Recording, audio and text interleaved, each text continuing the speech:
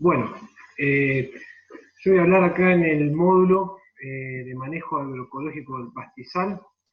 Marcelo, la verdad que nos dio una clase magistral, así que bueno, esperemos, dejó la vara muy alta, así que es un gran desafío para mí. Hasta la década más o menos de 1960 aproximadamente, la producción agropecuaria en la región pampeana estaba dividida en tres zonas, ¿no? Una zona netamente agrícola, otra zona mixta en donde la agricultura rotaba con la ganadería y otra zona netamente ganadera, ¿no? Con el transcurso de los años y con el ingreso principalmente de la soja transgénica, del uso del glifosato y demás, a través de todo este proceso de agriculturización, los establecimientos mixtos empezaron a desaparecer. Entonces las hectáreas que antes estaban en rotación con la ganadería se desplazaron netamente a ser agrícolas, ¿no? Entonces los bovinos se concentraron en los ambientes ganaderos, ¿no? ¿Qué son ambientes ganaderos? Ambientes en donde los cultivos agrícolas no prosperan, son ambientes en donde se encuentran, digamos, los pastizales naturales, en donde las características de los subsuelos son el tema de alomorfismo, o sea, problemas de sales o sodio, o combinado sodio y sales en su perfil, y también problemas de hidromorfismo e inundación. ¿eh? Entonces, ¿qué es lo que pasó? Pasó que, bueno, que la carga animal se incrementó en estos pastizales naturales, disminuyeron entonces los cultivos forrajeros anuales y la pastura que estaban en los establecimientos mixtos que rotaban con los cultivos agrícolas, y por consiguiente aumentó las hectáreas destinadas, digamos, a la producción de soja, de maíz, de trigo y de. Hoy en día se podría decir que la ganadería, digamos, está volviendo a estos ambientes mixtos, con todo el tema de esto de la diversificación de la producción. Entonces, dentro de la región pampeana, la pampa deprimida se caracteriza por tener la mayor superficie de suelos no aptos para los cultivos agrícolas. Esto, principalmente la producción ganadera en esta región, es la declina. Numerosos trabajos se han realizado puntualmente, digamos, en la Universidad de Buenos Aires, en los cuales describieron todo el tema de la composición, de las interacciones, de la heterogeneidad de los ambientes, de cómo funcionan las comunidades, cómo es la productividad, cómo esta productividad va a variar en forma del espacio y tiempo.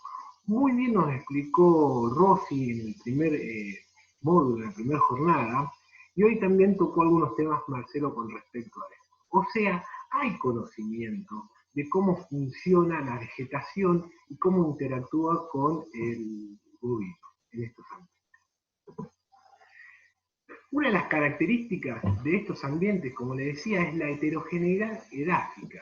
Ustedes en la carta de suelo lo van a ver a través de unidades cartográficas que están en forma de complejos o asociaciones de serie de suelos, ¿bien? Como vimos al principio, donde los problemas de hidromorfismo y o alomorfismo son comunes.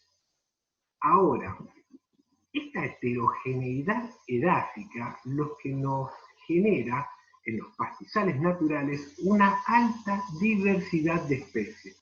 ¿Ven? Lo vimos con Rossi, que nos describió bien las comunidades, y también Marcelo. Entonces, partimos de esta base.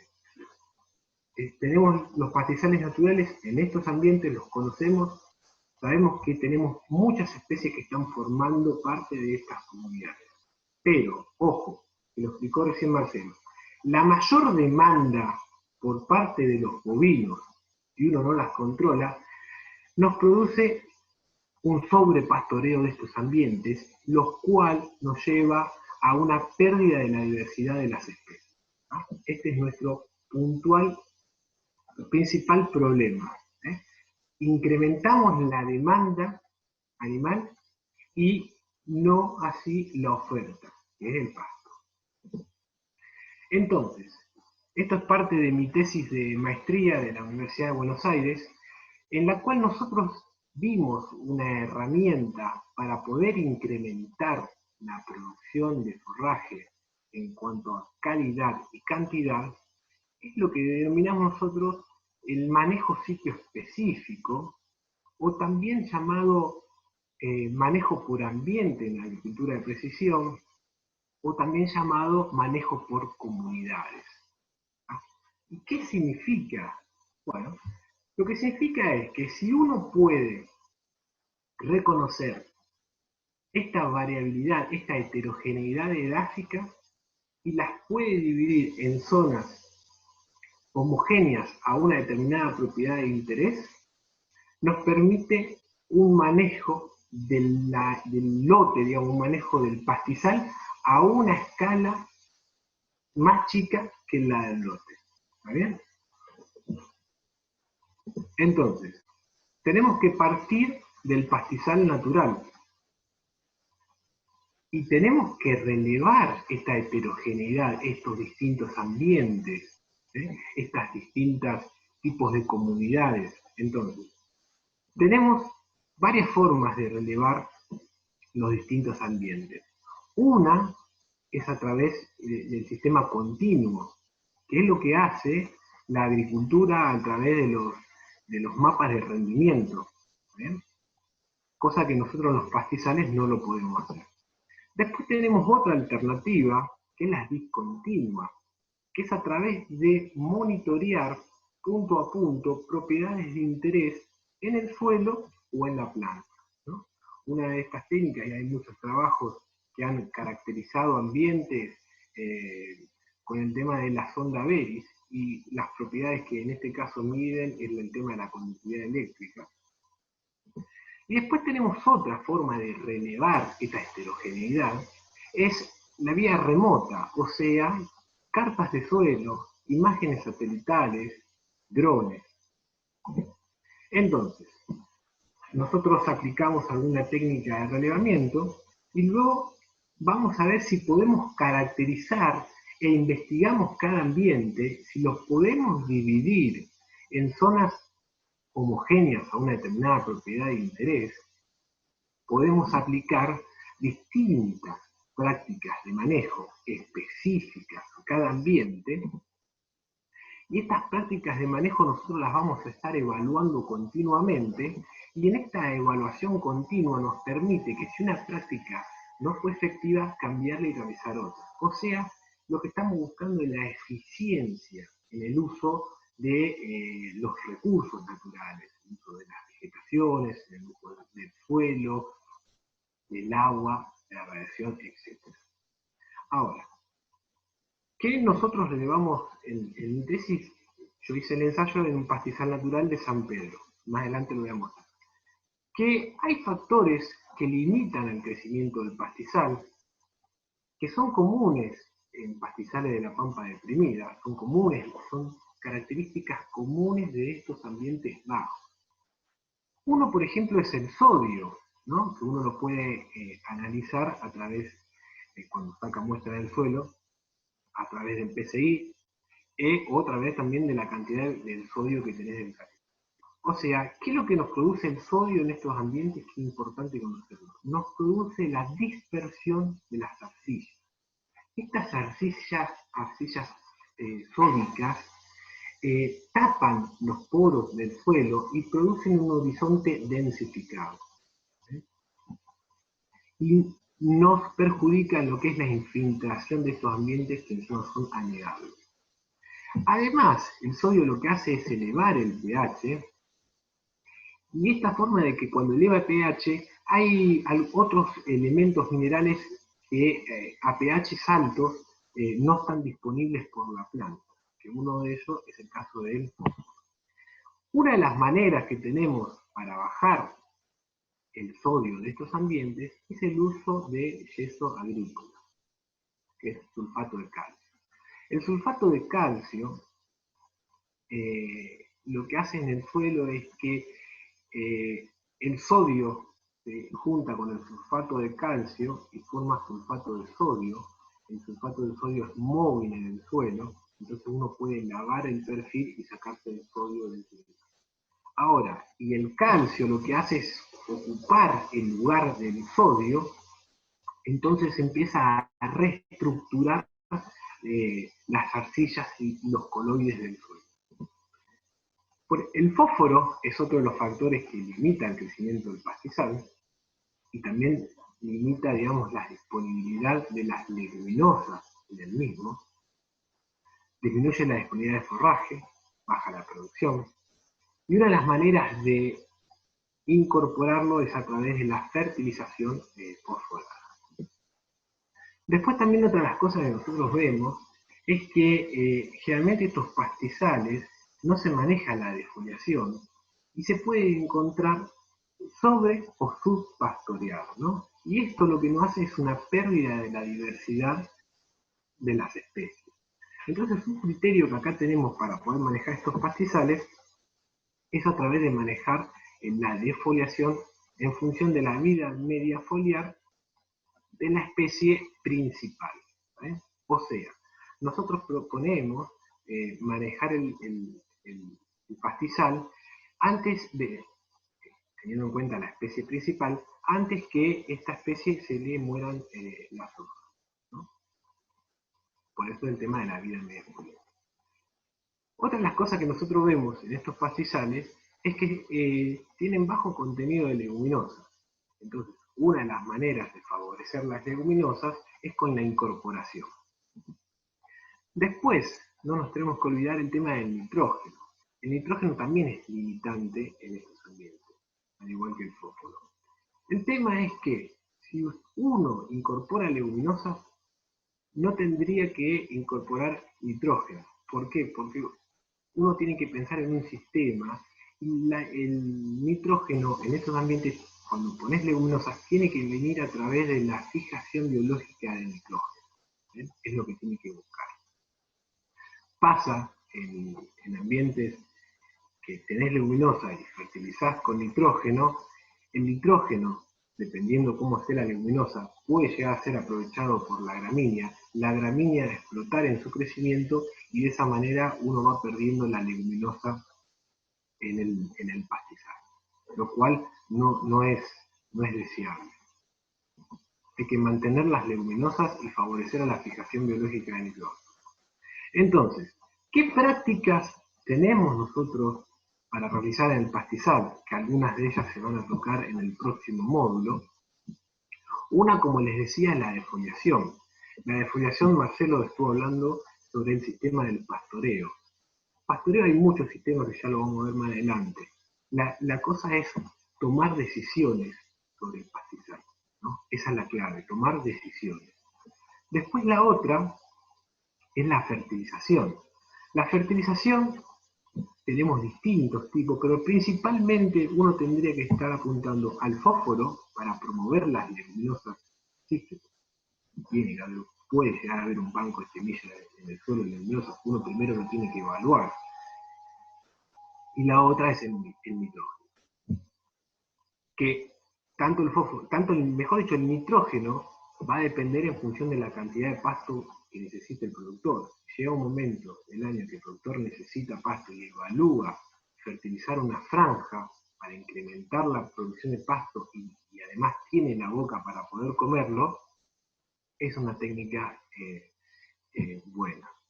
Después el tema, como les venía diciendo, la incorporación de especies. Y en incorporación de especies, uno puede estar pensando en leguminosas o en gramíneas. Esto hay que tener en cuenta la composición botánica del pastizal. Y después tenemos otra técnica que es la promoción, ¿no? Que la promoción puede ser por quema o puede ser por corte. Y el corte también puede ser a diente. Y va a depender mucho del banco de semilla que haya, de rairas, de lotus, etc. Esto está relacionado a la diapositiva, en una de las últimas diapositivas que nos marcó Marcelo, de cómo ellos evaluaron la cantidad de semillas, de plantas logradas en función de cuándo fue la última vez que se usó el raigras. Entonces, A lo que voy es, y a lo que va el cuadro es, cuando uno piensa en una promoción, digamos, piensa que va a cerrar una franja, tiene que decidir en qué momento la va a cerrar para favorecer la mayor cantidad, la mayor producción de servicios, ¿no? Y después, si uno evalúa la condición botánica del pastizal y está está, digamos, es un pastizal, por ejemplo, degradado, es un pelo de chancho o un gramonal, uno lo que puede decir es un reemplazo, ¿no? Y ahí, en este reemplazo, lo que uno puede, digamos, las especies disponibles, tenemos agropiro, panicum o grama rosa, ¿no? De las que estamos pensando en estos ambientes con problemas de sodio y con hidromorfismo. Ahora, acá donde viene lo que es el manejo sitio específico. Estas prácticas que les nombré, si uno las aplica en la zona que lo requiere, nos permitiría incorporar, aumentar la productividad en cantidad y calidad. Entonces, para ir resumiendo un poco a lo que vemos en manejo específico, uno tiene que identificar las comunidades vegetales son muy buenas indicadoras del suelo, ya lo vamos a ver en breve. Luego, va a tener que clasificar las características edáficas. Una vez de esta clasificación, uno va a conocer el ambiente y va a saber cuáles son las limitantes, y en función de sus limitantes, uno aplica las prácticas de manejo, ¿no? Entonces, yo, digamos, en el transcurso de la charla no voy a entrar en la parte de lo que es los resultados que obtuvimos en la tesis. La tesis yo se la di a los organizadores para que después la compartan con ustedes si alguno quiere ver los resultados en sí. Pero sí les voy a mostrar distintas herramientas para poder clasificar ambientes. Entonces, una es esta, la imagen satelital. Esta es la imagen del lote en el cual yo hice el ensayo, un lote de 20 hectáreas, en un campo de la Universidad de Buenos Aires, el campo llamado Los Patricios, ubicado en San Pedro. Acá está el río Tala. Este lote, digamos, lo que tiene son, ocurren anegamientos.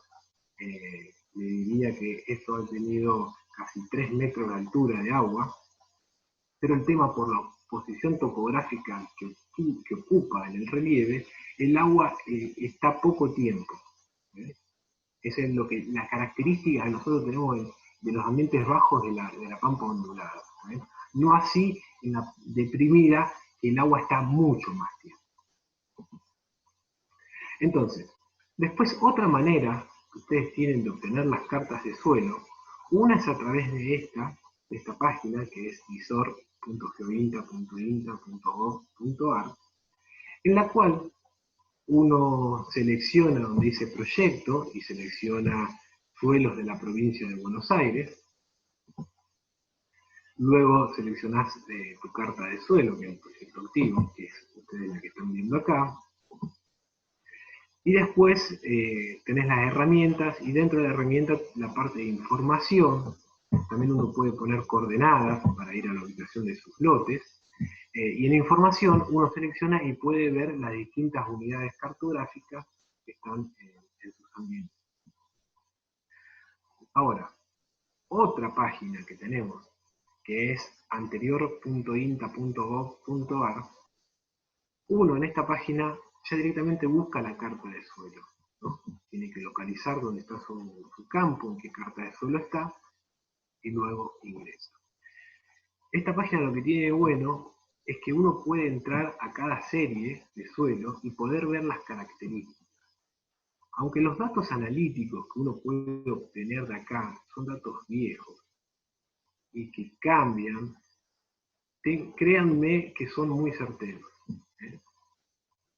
No le va a pifiar por mucho, digamos, las características del suelo están bien descritos los horizontes, bien descritos los tipos de serie y los tipos de suelo. Entonces, volviendo al campo, a mi lote en cuestión, un pastizal de 20 hectáreas. Nosotros encontramos, a través de primero vimos la imagen satelital, como les mostré, y se veía manchoneado, se veía que en cuanto a la vegetación, desde arriba veíamos distintas cosas.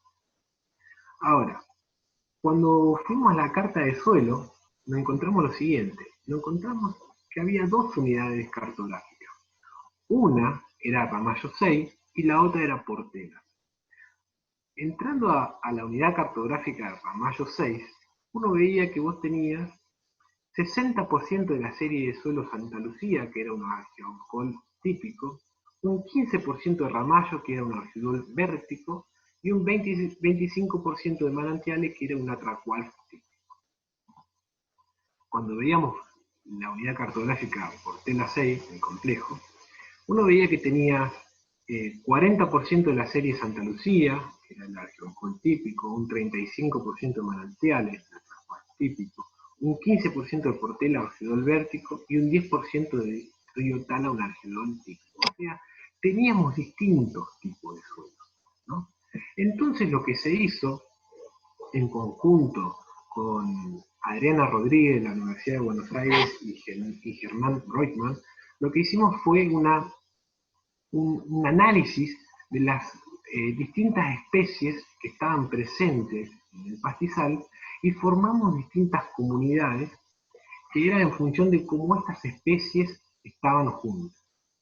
Y después, con Francisco Damiano del INTA de Castelar, fuimos directamente a ver qué había debajo de estas especies. ¿Bien? ¿Qué había?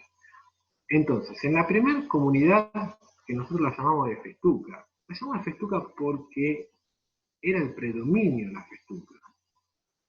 En este caso, digamos, la festuca no forma parte de nuestros pastizales naturales, sino está introducida y ya se ha naturalizado.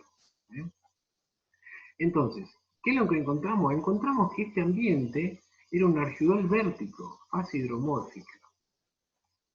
Tenía problemas de sodio abajo, arriba el pH era 6,5, digamos. Era un suelo bastante bueno, no era tan malo. El tema era en profundidad. Y después, la otra comunidad, que nosotros la llamamos Raigrasa sporobolus, tenía raigrasa anual, era una comunidad en la cual el tipo de suelo era un natracual típico. Problemas de sodio ya lo teníamos un poquito más arriba que el anterior, y el pH en este suelo era alrededor de 8. ¿No? Cambia totalmente con el primero. Esto en el mismo lote, para que se den cuenta la heterogeneidad. A 100 metros teníamos distintos ambientes. Y después le elevamos otra comunidad que estaba formada por agropil y por pelo de chancho, en la cual el suelo era otro, totalmente distinto al primero, al segundo, al primero y al segundo, por supuesto, ¿no? Era un atracual típico fase erosionada, el pH en este ambiente era alrededor de 9,5, ya teníamos serios problemas de sodio, y las comunidades, como le dije, era agropilo naturalizado, y gramón y pelo de chancho. Bueno, acá en esto lo que yo les demuestro es las distintas especies que en el transcurso de la charla, tanto Rossi en el primer módulo como recién Marcelo, nos fueron describiendo que están presentes. Esto nos sirve para saber dónde estamos parados puntualmente y poder actuar y poder tener en cuenta el gráfico que yo les mostré de las distintas prácticas de manejo. Eso fue parte de la tesis. Nosotros aplicamos distintas prácticas de manejo, que no voy a ahondar en la charla, no los voy a tocar en profundidad. Entonces, pero sí vamos a ver algunos conceptos que nos van a servir para entender. ¿Cuáles son los nutrientes que están en el sistema de los que veníamos hablando? El nitrógeno y el fósforo. El nitrógeno uno lo tiene que buscar que venga a través de la orina de los animales, y esto lo logra a través del manejo del pastoreo. Luego, a través del fertilizante en los casos que sean necesarios. Y lo más importante, a través de la fijación biológica del nitrógeno. ¿Por qué es más importante? Porque es gratis. Es solo tener leguminosa que esa leguminosa esté en simbiosis con su rizobio específico y que fije nitrógeno en el ambiente. Después, bueno, tenemos la mineralización de la materia orgánica, por eso es importante manejar el pastoreo para tener buena cobertura y buen sistema radicular y buen área foliar, etc. Y después tenemos al fósforo. El fósforo al sistema puede ingresar a través de vías de fertilizantes, va a depender mucho también del material geológico y a través de las heces, ¿no? Que las heces, como la orina, es a través del pastoreo. La verdad que muy interesante la anteúltima imagen que nos mostró Marcelo, la técnica del productor que tiene cuando retira los animales de un lote y cómo desparrama el busteo. La verdad que muy, muy interesante, y una de las cosas está apuntada a esto, ¿no? Aparte de lo que nos explicó Marcelo, el tema de controlar todos los gusanos y parásitos de la bosta. El fósforo tenemos que tener en cuenta que lo que decía, cambia la composición florística. Tenemos fósforo, tenemos leguminosa. ¿Vale? Ahora, cuando hablamos del reemplazo, el reemplazo hay que tener cuidado del pastizal, porque si uno lo hace mal, puede hacer macana. ¿Vale? Fíjense, con el tiempo no son mejores las especies introducidas que los pastos nativos.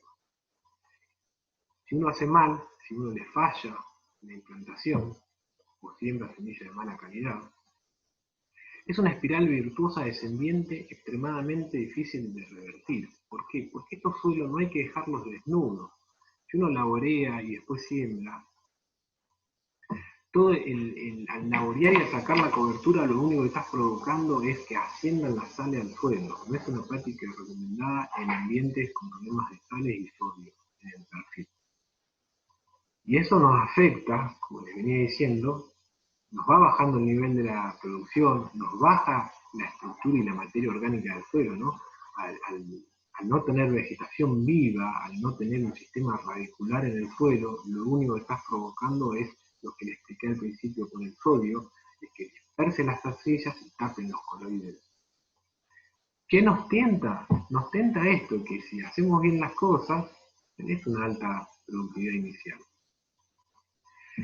Y para evitar esto, lo que es el envejecimiento y la degradación, uno tiene que tener en cuenta que si llega a lograr una buena pastura en estos ambientes, la tiene que cuidar. Tiene que tener un ojo en el pastoreo. Y estos son los beneficios, ¿no? Beneficio a corto plazo, dependiendo, ¿no? Estás poniendo especies de alto valor forrajero, estás poniendo una alta productividad, son especies que están seleccionadas para estos ambientes. No digo no hay que reemplazar, digo que hay que estudiar la situación y reemplazar en los lugares que realmente los amerita y tener las precauciones y hacer las cosas bien. Recordemos que estos ambientes son de alto riesgo empresarial. Puede pasar que tengamos una inundación y perdamos todo. Entonces hay que manejar bien las cosas. Bueno, como veíamos que nos estuvo explicando Marcelo, estos ambientes hay distintas maneras de poder pastorearlos. Uno el uso continuo y el otro el uso discontinuo. Esto nos mostró bien Marcelo las imágenes de los distintos sistemas pastoreos. Los distintos sistemas pastoreos son válidos, digamos, cada uno tiene sus criterios y están bien y es interesante. Pero yo no voy a ahondar en cada uno de estos sistemas pastoreos, sino le voy a dar el punto de vista de lo que pasa en el animal y de lo que pasa en la planta, las comunidades del pastizal. Sepamos esto, que manejar el pastoreo implica tomar decisiones prioritarias. Tenemos dos personas, dos cosas, los animales y las plantas, y nosotros tenemos que ser intermediarios, ¿no? Una, tenemos que estar del lado de cuidar el pastizal, tenemos que promover la producción y las especies y la persistencia de las especies deseadas, tenemos que tener un pie ahí, pero también tenemos que tener un pie en incrementar la producción individual y por superficie, ¿no? Entonces, tenemos que tener conocimientos sobre el tipo de pastura, cómo es la interacción de la planta y el animal, y cómo es la respuesta animal en función de la carga. Entonces vamos a ver algunas cositas de esto. Recuerden, un buen manejo del pastoreo es la clave para asegurar persistencia y potencial productivo de la pastura. Fíjense esto en el caso de una festuca. Cuando nos hablaba Marcelo del tema del material, del forraje que se muere, fíjese lo que es la calidad, cómo baja. Una lámina, la hoja de la lámina, muerta tiene un 50 a 54% de digestibilidad.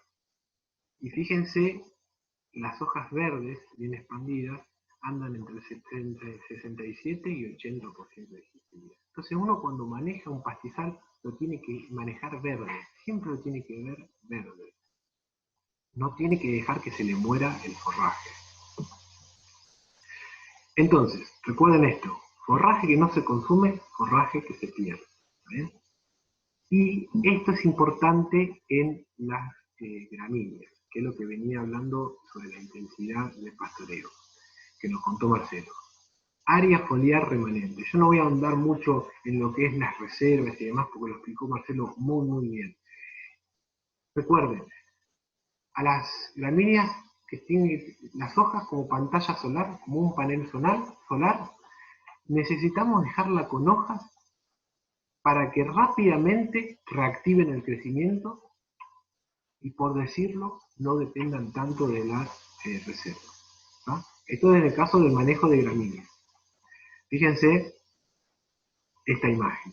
Esto, bueno, justo es una pastura de festuca, chicoria y trébol blanco, y también tiene lotus corniculado.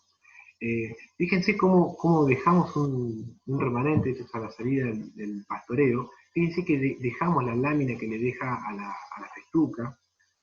También quedan los foliolos del trébol, y también fíjense lo que es la chicoria. Uno tiene que buscar esto. No tenemos que retirar los animales y ver el piso. ¿Está bien? Ver la tierra. Ahora, si manejamos una alfalfa, ya es otra cosa. La alfalfa sí la podemos comer bien abajo. Hay especies que tienen esa plasticidad que la tenés que comer bien abajo, para asegurar un buen rebrote y buena calidad de ese rebrote.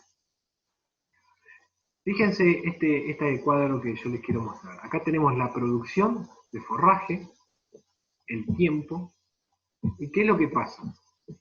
Marcelo nos mostró un cuadro similar, este tiene desde otra perspectiva. El crecimiento de la pastura, si uno no la come y deja pasar el tiempo, se establece, se estanca, llega a un límite, un techo. ¿Por qué? Porque ocurren procesos de senescencia y descomposición. Entonces todo este material lo estamos perdiendo. No es que por dejar acumular de más vamos a tener mucho más pasto.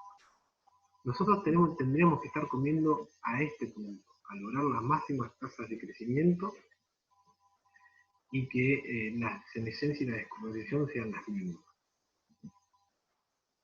Esta es la clásica curva de Mott, ahora poniéndolo en la camiseta, digamos, de los novillos de las vacas. Esto es la producción animal, esto es la carga animal. Imagínense un recurso de una superficie conocida, de una disponibilidad conocida, y nosotros jugamos aumentando o disminuyendo la carga. ¿Qué es lo que nos pasa en ese sistema? Bueno, cuando aumentamos mucho la carga, o sea, tenemos mucha demanda, tenemos muchos novillos y tenemos poca oferta, lo que hace es que se nos cae la producción individual por animal. Y en este extremo de sobrepastoreo también se nos cae la ganancia por área, por unidad de área. No tan al extremo, uno disminuye la ganancia individual por animal, pero maximiza la producción por hectárea, por superficie. Estás casi en el límite ya entraste a un sobrepastoreo. Ahora, ¿cuál es la carga adecuada? Es cuando logras un óptimo entre lo que es ganancia individual y producción por hectárea. En esta etapa, digamos, no tienen que haber procesos de competencia entre los animales ni tampoco de selección. Cuando uno está seleccionando, cuando ustedes ven que los novillos seleccionan y sobran pasto, estamos en esta parte de subpastoreo. Incrementamos la ganancia individual por cada animal, pero disminuimos la producción por superficie. Tanto el subpastoreo como el sobrepastoreo no es bueno para nuestros pastizales.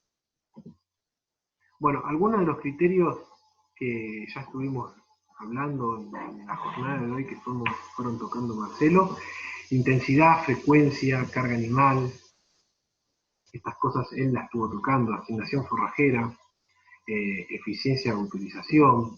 Vamos pasando un poco rápido. Ahora, fíjense, un vecino X, un pastoreo continuo de un pastizal, el vecino de al lado realiza un pastoreo rotativo, nos permite poder hacer clausura, poder favorecer estas semillas, como vimos al final que mostró Marcelo, y las distintas técnicas de poder cosecharlas y distribuirlas dentro del lote. Entonces, Marcelo nos habló el tema de lo que es los pastoreos rotativos. Y ustedes se preguntan, bueno, pero ¿cómo saco el número de franjas? ¿No? ¿Cómo calculo cuántas franjas necesito en mi recurso? Bueno, es sencillo. Una de las maneras es, primero tengo que conocer el recurso que tengo. En función del recurso, tengo que saber el periodo de descanso. Al final de las diapositivas, Marcelo nos dijo 20 a 25 días en primavera, 45 a 60 días en verano, 35 a 45 días en otoño y 60 a 90 días en invierno de lo que nosotros pasamos. Entonces, uno completa este valor acá, pone el tiempo de pastoreo, cuántos días vos querés que los animales estén en tu franja. Eso le suma 1 y sacás la cantidad de franjas. Ahora, tengan en cuenta esto, digamos, cuanto más tiempo de pastoreo uno pone acá, menos franjas voy a necesitar. Menos tiempo de pastoreo, más franjas vas a necesitar.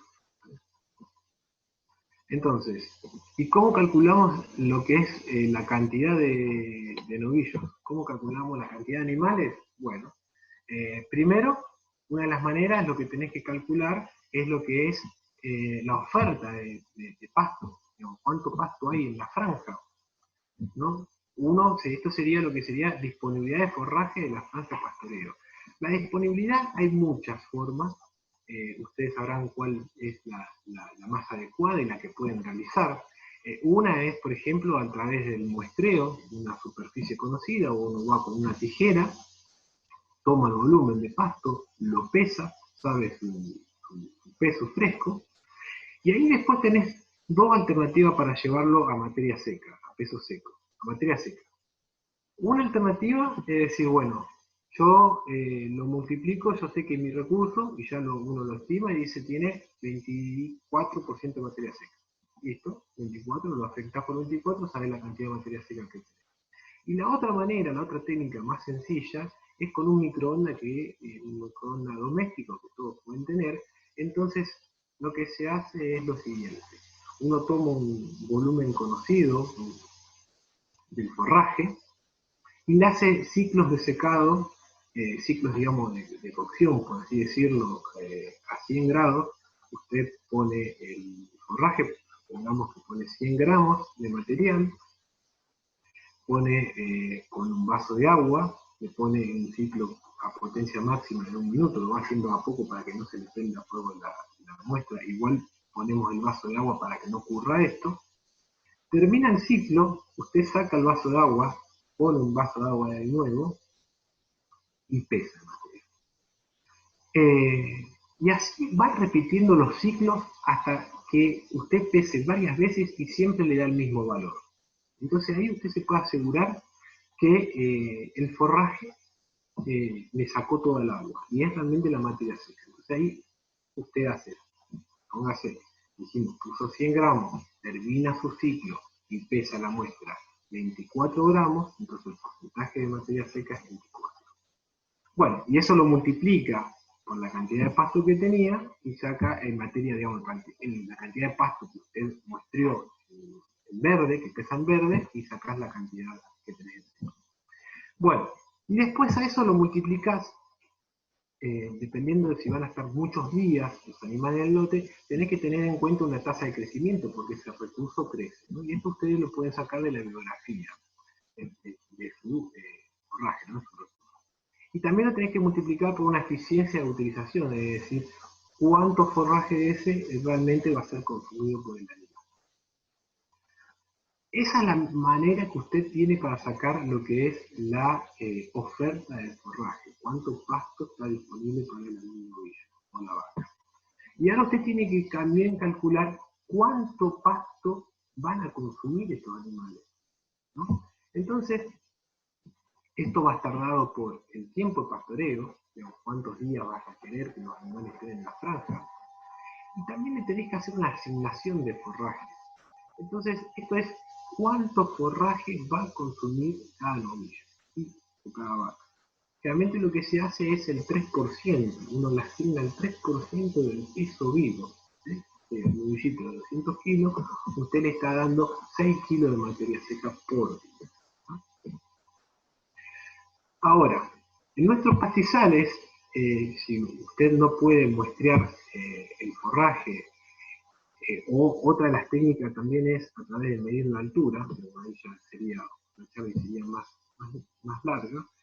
Y una técnica que nos dejó, una fórmula que nos dejó Alejandro Deligius, reconocido, que la verdad que trabajó mucho y de reconocimiento a él en lo que es pastizales naturales, hizo un gran aporte. Él nos dejó una fórmula que es la producción de forraje en kilos por año es igual a 5 por la lluvia menos 290. ¿Eh? Uno esto lo puede calcular en su campo y puede estimar la cantidad de forraje que va a producir ese pastizal por año. Es muy certera esta forma.